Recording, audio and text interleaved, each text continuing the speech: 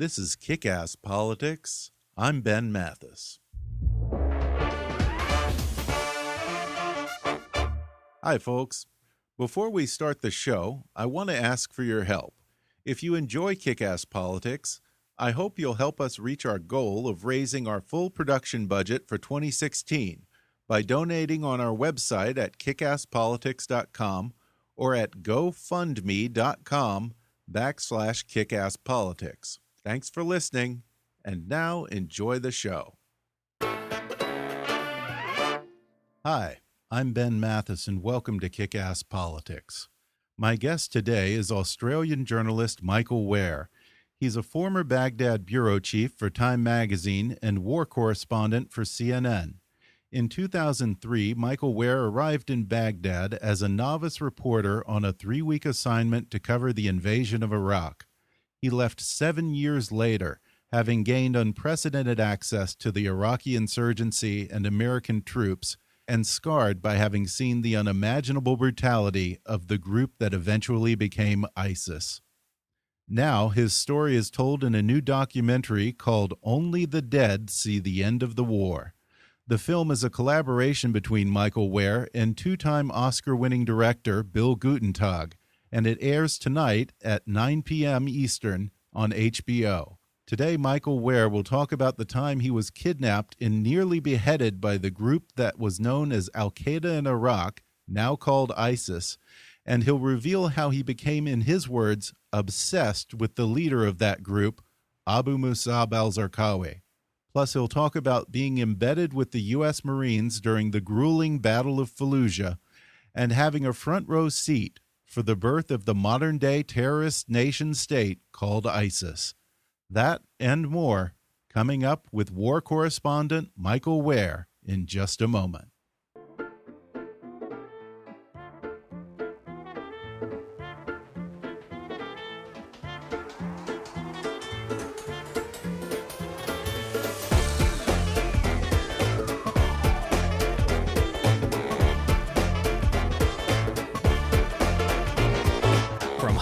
To Washington, it's time for Kick-Ass Politics. And now here's your host, Ben Mathis. Today I'm joined in the studio by Michael Ware. He was a war correspondent for Time magazine and CNN, covering the war in Iraq from the moment the coalition forces invaded all the way through the surge. His experience is the subject of a new feature-length documentary that airs on HBO tonight at 9 p.m. Eastern, called Only the Dead See the End of the War. Michael, thanks for joining me. G'day, mate. It's a pleasure to be here. Well, the film is a collaboration between yourself and two-time Oscar-winning director Bill Gutentag. It uses mostly your own handycam footage from when you were covering the war in Iraq. And I'll warn people, it's not exactly a fun, light-hearted romp for the whole family here. No, it's pretty graphic. I would suggest that this is the most intense and confronting war film that may have ever been made, because it's not a Hollywood version, and there's been incredibly noble efforts by Hollywood, but they're the blood is corn syrup. Yeah. Here, this is real. This is what your Marines and your soldiers went through. This is what the Iraqis went through. The blood and the death that you will witness in this film is real. And this isn't a film that you're going to watch as a viewer. This is a film that you're going to experience. Yeah. Because it's very visceral. Because when it's a Hollywood film, you know it's actors, as intense as it may be. And with most documentaries, there always seems to be some kind of a distance between you, the viewer, and the events on a screen. Well, in this film, we believe that we transport you into war. Because war is something not that you watch or go through. War is something that you feel. Yeah. And you give us tonight 78 minutes of your life, and I guarantee you will not be the same person at the end of that 78 minutes, because you will have felt what war is like. Yeah, and it's interesting that you say you won't be the same person at the end of the film, because that's a lot of this film reminded me of, I don't know if you've ever read Joseph Conrad's Heart of Darkness. Are you kidding? That was the genesis of our story. Yeah, yeah, and you arrive in Iraq full of pep, and and I guess this is all part of the atmosphere. Everyone thought this was going to be over in 2 weeks, and then very quickly you did start to descend toward a very dark place in this film. What did you think this war was going to be when you first took this assignment and landed on the ground in Iraq? Well, this wasn't my first war. I mean, I did Afghanistan for 18 months beforehand. Prior to that, I'd been covering small conflicts throughout Southeast Asia. Right. The coup d'etat in the Solomon Islands, the fight for independence in East Timor, the tribal highland wars in Papua New Guinea. But I knew nothing about Iraq. Yeah. I mean, I knew nothing. I bought one book before the invasion and read it as quickly as I could to learn about Saddam and the broad history of modern history of the country. Going into the Iraq war, I knew it would be, a few things. I knew it would be hot and I knew it would be cold. I knew I'd be hungry and I would be tired. I knew it would be bloody and I knew it was going to hurt. Now, the politics of the Iraq war were completely divorced from me. Yeah. And that was an extraordinary blessing that contributed magnificently, I believe, to my reporting. Because all the Beltway nonsense in DC, I mean, I'd been living in Kandahar, Afghanistan for the last year. I didn't have a clue what was being said on Capitol Hill. Mm-hmm. The debate about WMD and whether they existed or whether they didn't. I'd never set foot on Iraqi sand. How was I to know if there was WMD or not? I knew what the UN said. I remember in February 2003 what Colin Powell was telling the Security Council. But like most of the general public, that was about it. Yeah. My job was to go and cover the conflict, however it unfolded. And for me, that's in a political vacuum. Yeah. No war is in a political vacuum.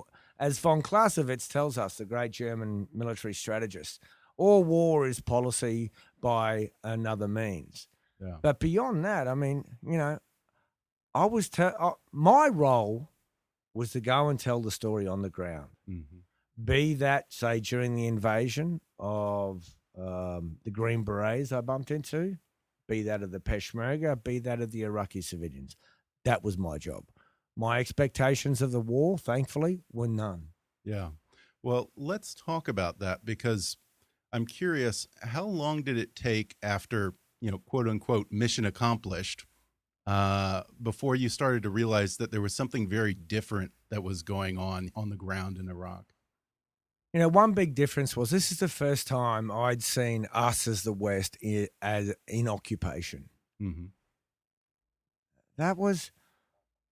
I found that an emotionally challenging thing. Now, we were doing it for all the right reasons, to liberate this country, to free it from, the constrictions of a dictatorship, but we were occupying.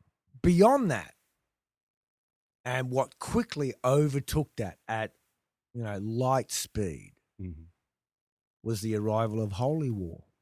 Yeah. We never saw it coming. I don't think the Iraqis saw it coming. Right. But once the holy war began in that first summer of 2003, once what today we call the Islamic State arrived, we were in an entirely different war, and we were in a war that I knew from that first moment was going to be generational. Yeah, and it's amazing because it's really, the film gives us a window into the birth of ISIS. Very much. We witnessed the birth. Inception of ISIS. We witnessed its birth. And one of the things that distinguishes you as a journalist is that you got to see both sides of the story, and you reported on the insurgency from the point of view of the insurgents as well as the coalition forces. And I'm very curious, how did you first make contact with the insurgents? Well, I arrived in Iraq well before the invasion. I was in the north, in Kurdistan, with the Kurdish Peshmerga forces fighting against Saddam, who were then subsequently joined by Green Berets. So that's how I did the invasion from the war, from the north, from the forgotten war. But then once the invasion was over, and let's not forget, first there's the invasion. 21 days of stunningly successful maneuver warfare that brought down an entire regime. Yeah. That was not the Iraq War. Yeah. The Iraq War began the next day after the invasion. So when I arrived in Baghdad, that's when the war was really beginning. And at first it was ad hoc. Angry Iraqis almost randomly picking up AK-47s and taking pot shots at passing American convoys. Now, it was during that summer that I would listen to the American war machine and the American commanders and to the kids on the ground talking about, who was shooting at them. And they honestly and genuinely had no idea who these men were. Or why on earth would they be shooting at us? We're trying to bring democracy, right? We're the liberators. In inverted commas. Yeah. Huh. And when it dawned on me that the war machine really didn't know what was going on. Yeah. One of the fundamental principles of journalism, one of the basic canon, is that there's at least two sides to every story. Mm-hmm. So for whatever reason, I took it upon myself to go and find these men who were pulling these triggers and to ask them simply, who are you and why are you doing this? Yeah. Now, the way I did that was through whatever story it was I was pursuing that day or that week. At the end of every interview with an Iraqi, I would ask them about the insurgency. It almost yet wasn't an insurgency. And I would ask if you'd been in the army. And yes, I had. And I'm not one of the guys pulling a trigger right now, but you know what? I like you. I trust you. You might want to go and talk to the mate of mine from my old unit. Huh. You might want to go and see what he has to think. And from him, I would meet another. And from that one, another. And on and on. It was a cascade of personal trust. Okay. So you pursued these people this. They didn't show up at your doorstep. Oh, are you joking? No, they were. I found the people that the American military was hunting. Yeah. These were not people waiting to be found. I had to pursue them. Yeah. And were these initial insurgents, were they Saddam loyalists? Were they former, Republican Army members? They were American revolutionaries. You think about the Brits and King George and... Yeah. That's a bold statement. It's a fact, man. I mean, now, whether we were there with good intent and we're trying to do all the right things. Yeah. As these people would say to me, if there's a foreign tank sitting on your child's street corner, what would you do about that? Mm-hmm. If we as Americans or Australians had to ask a Chinese soldier for permission to go to the market, how would you feel about that? That's what these guys were doing. I mean, these were Iraq's version of West Pointers. Right. Many of whom had been American allies for decades. Yeah. I remember meeting someone who went on to become a member of the Iraqi National Insurgent High Command. Mm-hmm. And this is still in the summer of 2003, and he's sitting back with his grandchildren in his house in the village on the river. And he said to me, Michael, in the 70s, I did Pathfinder and Ranger training in the United States. In the 80s, I used American satellite imagery to slaughter Iranians. Under Saddam, we liked to drink, we liked to chase prostitutes. We didn't let Al-Qaeda in here. Every time Saddam purged his military, who do you think he was killing? So when you took out Saddam, we had absolutely no problem with that. So, Michael, can you now explain to me in the summer of 2003, under the occupation, how all of a sudden, after decades of cooperation, we're suddenly on the opposite sides of this thing? Your initial communications are with insurgents who it's with these people. Yeah, those people, not Al-Qaeda in Iraq. And you say, when the suicide bombings began, that's when you started to become curious about this mysterious, gruesome group Mm-hmm. and the person behind it, Mm-hmm. who was Abu Mm-hmm. Mousab Al Zarqawi. When did he first come on your radar? Well, we first heard about Zarqawi during the invasion. Because, okay, I don't want to bore your listeners, but a quick footnote of history that everyone's forgotten. When people think back to the invasion of Iraq in 2003, in their minds are long columns of American armor charging through the desert north to Baghdad. Well, you know that there was another invasion, right? That was the invasion of the north. In the original war plan, the 4th Infantry Division was to come in through Turkey, and tanks were going to blast down from the north, south towards Baghdad. Well, at the last minute, the Turks prevented permission for those troops to pass through. So the invasion of the war from the north was a rerun of Afghanistan. It was a war fought in high mountain terrain in snow. Part of my invasion was fought in snow. Wow. With Green Berets fighting with local Kurdish Peshmerga forces, the same forces now fighting the Islamic State. And in the north, there was 2 wars. One was the war against Saddam's people, but in a tiny pocket of Kurdistan, tucked up against the Iranian border, was the future of the Iraq War, because there was an Islamic group called Ansar al-Islam. They controlled 17 villages, and one of Colin Powell's remarks to the Security Council was that this is an al-Qaeda-aligned group that was attempting to dabble with WMD, which we largely believe to be true.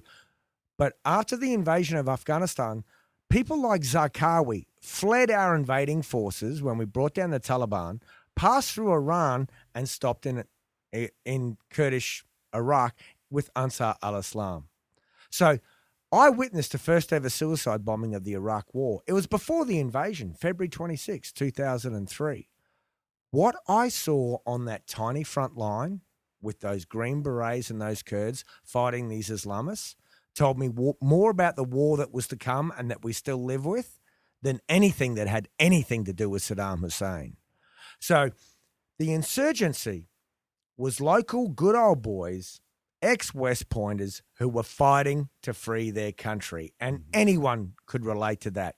They were fighting for a seat at the political table of power.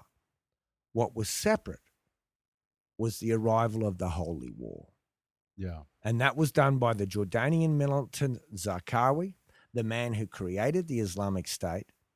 And it only took him a year or two before he hijacked the entire war. And unwittingly, inadvertently, it was our invasion of Iraq that unleashed the Islamic State upon the world. No one could have seen it coming. And we're still, to this day, trying to put that genie back in that bottle. Well, we're going to take a quick break, and then I'll be back with more with filmmaker and war correspondent Michael Ware. Back in just a moment.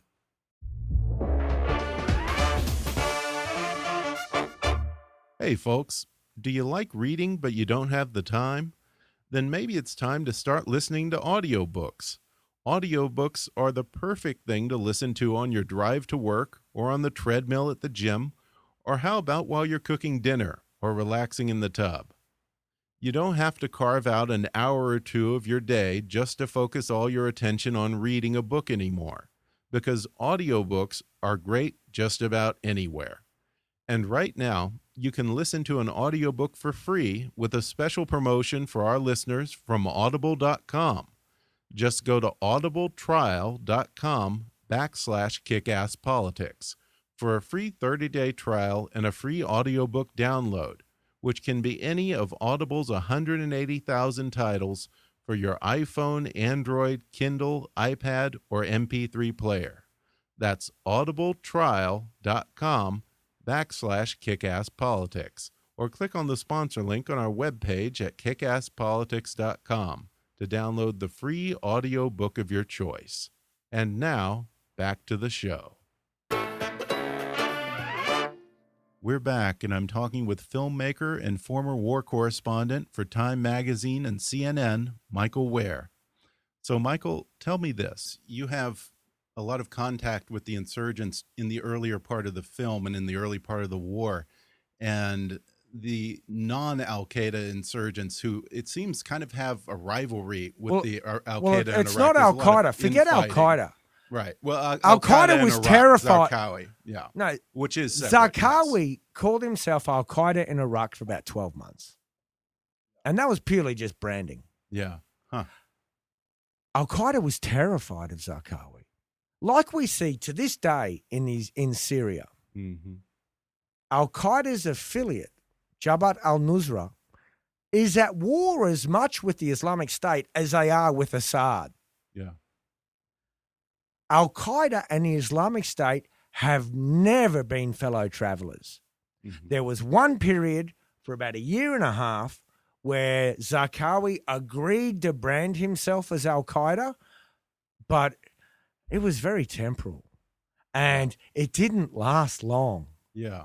He hijacked it, basically. And they had to reject him. He was even too violent for Osama bin Laden. Precisely. Yeah. So for us now, in hindsight, to talk about Al Qaeda in Iraq, there's one period where that was technically correct, but in essence, it never ever was. From day one, it was the Islamic State. Yeah.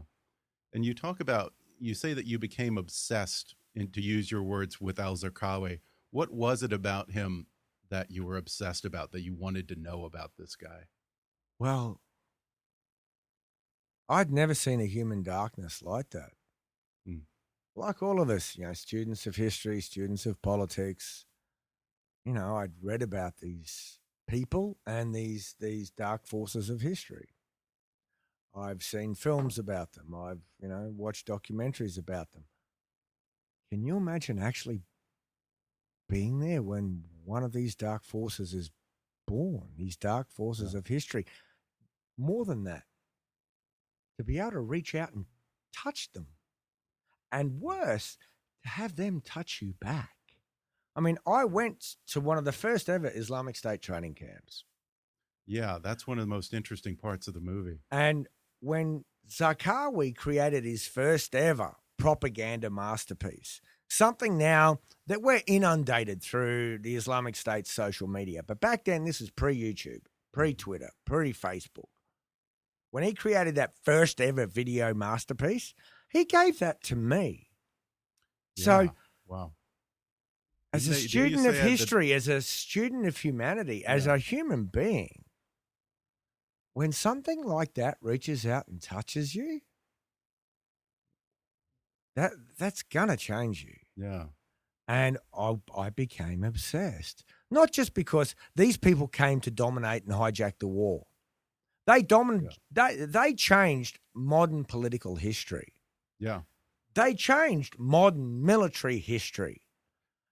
But they changed modern human history. And my goodness, I was compelled by that. I'd never seen anything like that. And I just had to understand. Did you ever try to interview him? Yes. Or ever try to make contact? Yes, I did. Yeah. Yes, I did. And through human courier, we would pass notes. Oh, really? And in fact, there was a point where in my request for an interview, because I would send him questions in Arabic on Time magazine letterhead. And sometimes I'd get a response and sometimes I didn't. As best as we can tell, pieced together from information we've since gleaned, at one point, Zarqawi apparently decided, yes, I will allow Michael Ware to interview me. He didn't tell me that. He contracted a group of criminal kidnappers to grab me, to sit on me for a week to make sure I didn't have a bug inserted inside me, and then I was going to apparently get the interview.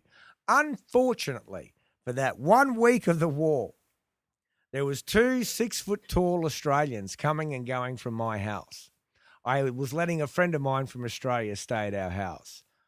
They kidnapped the wrong Australian. Oh, my God, you're kidding me. Boy, I pity that guy. Did he actually make it back alive? We did. I negotiated his release because he hadn't yet been passed on to the Islamic State. Wow. When the kidnappers realized their error, oh, my God, we've just screwed the pooch on an Islamic State contract, they panicked and gave him back. But, yes, so there was some communications. Okay. Yeah, and at one point earlier on, I guess the insurgency and Al Qaeda, whatever you want to call it, Islamic State. the Islamic State, for all intents and purposes, takes over Haifa Street in Baghdad, which I really didn't realize when I was watching this on the news, that the media made it sound like we had locked down Baghdad. Oh, that was nonsense. That was nonsense. Yeah.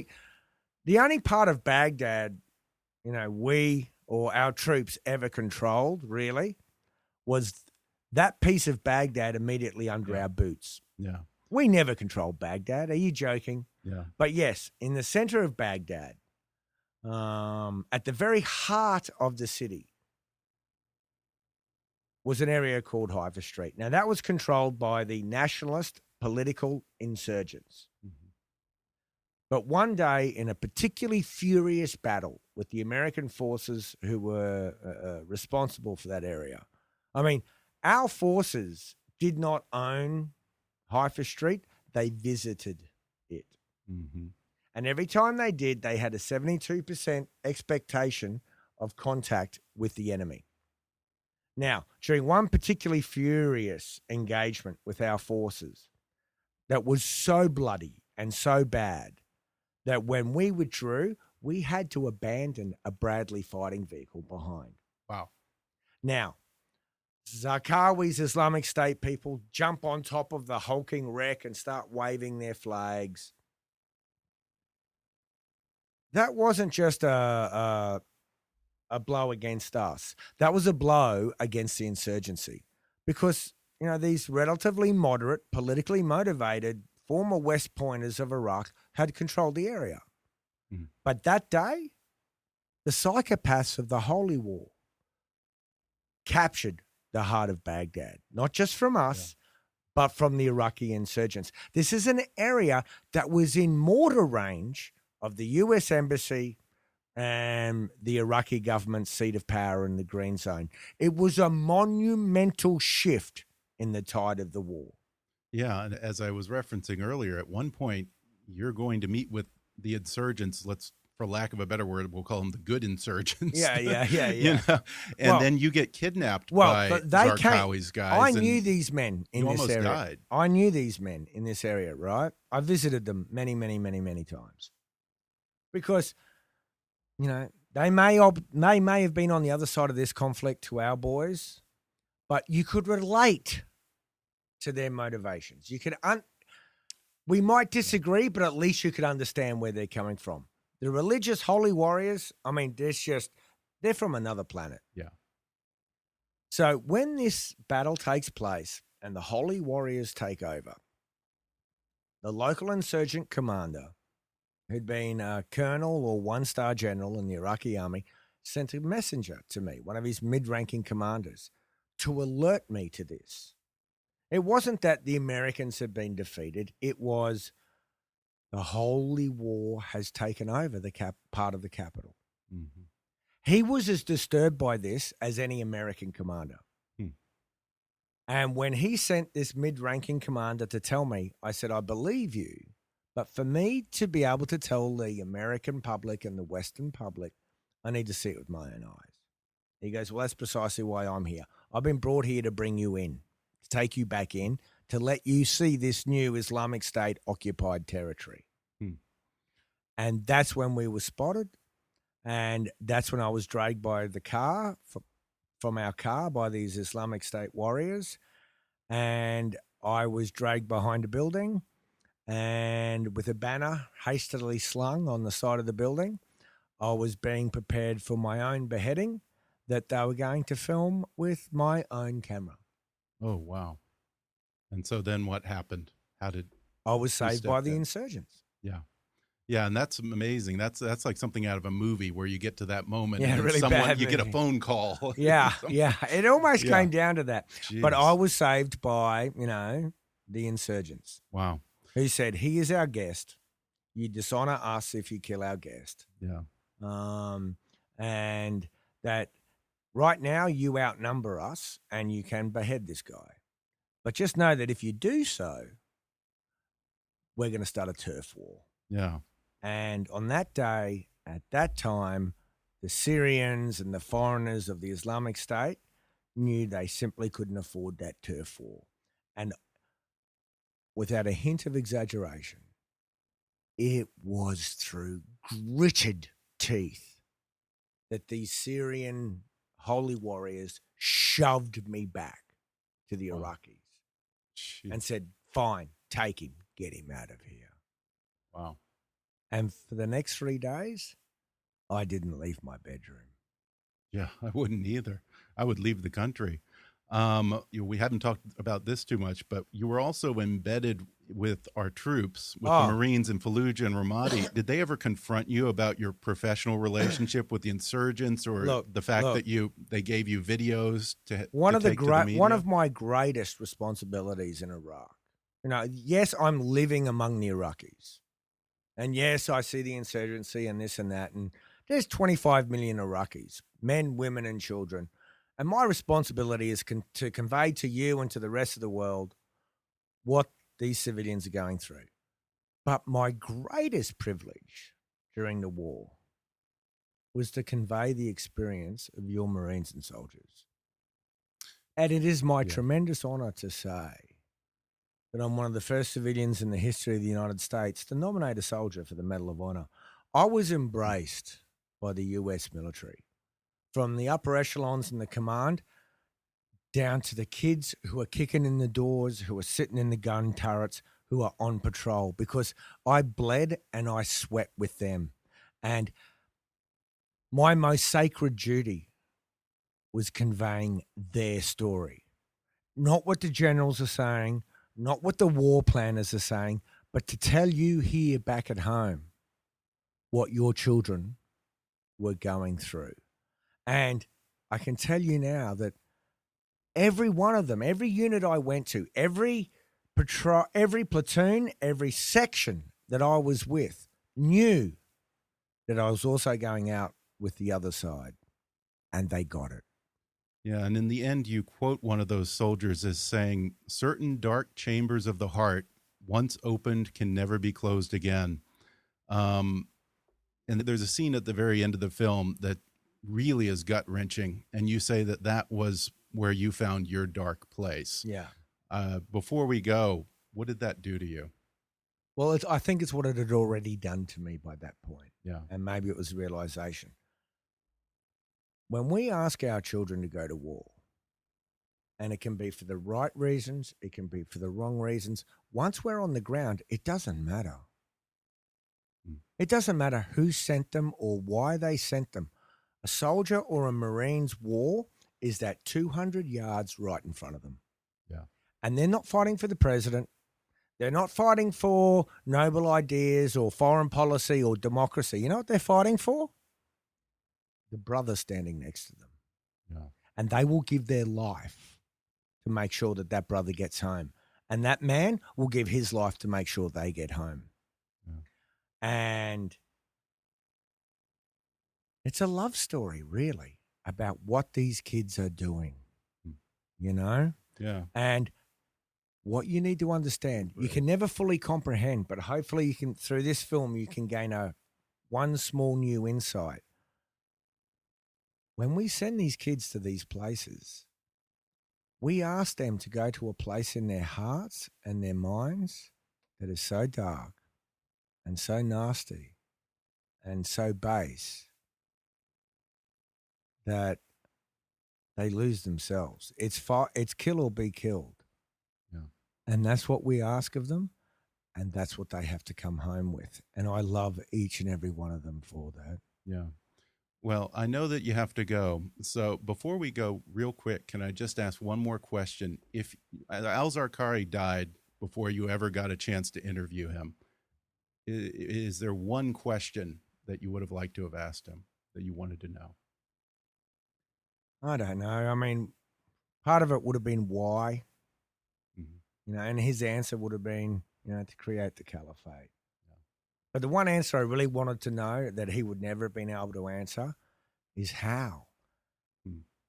How can a human, I mean, I've just spoken about that hard place a soldier or Marine must go to. Yeah. Zarqawi takes humanity somewhere far past that. I mean, it is a darker echelon of being It's a scary corner of the human soul that I still don't understand. As far as I have been, and I have been down the darkest rabbit hole, I still don't understand.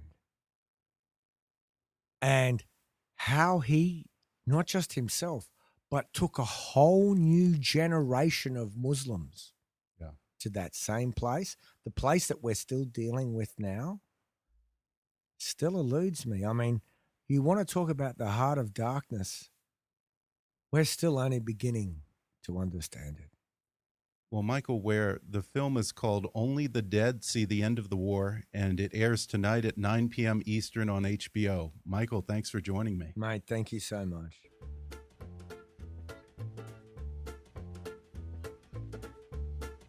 Thanks again to Michael Ware for coming on the podcast.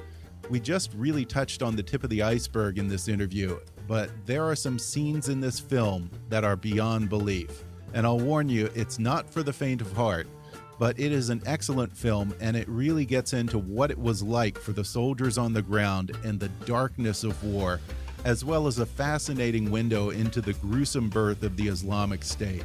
Again, it's called Only the Dead See the End of the War, and it airs tonight at 9 p.m. Eastern on HBO, or you can download it with a subscription to HBO Go or HBO Now. Now, don't forget to subscribe to Kick-Ass Politics and leave us a review on iTunes. That helps a bunch with our podcast ratings. And if you really want to help us out, then donate to our GoFundMe campaign at gofundme.com/kickasspolitics. Or you can click the donate button on our website at kickasspolitics.com. It'll help us reach our fundraising goal for this year, and your support will be very much appreciated. Follow us on Twitter at @KAPolitics, or visit Kick-Ass Politics on Facebook. And while you're there, recommend Kick-Ass Politics to your friends on your social media. And as always, I welcome your comments, questions, and suggestions at comments@kickasspolitics.com. But for now, I'm Ben Mathis, and thanks for listening to Kick-Ass Politics.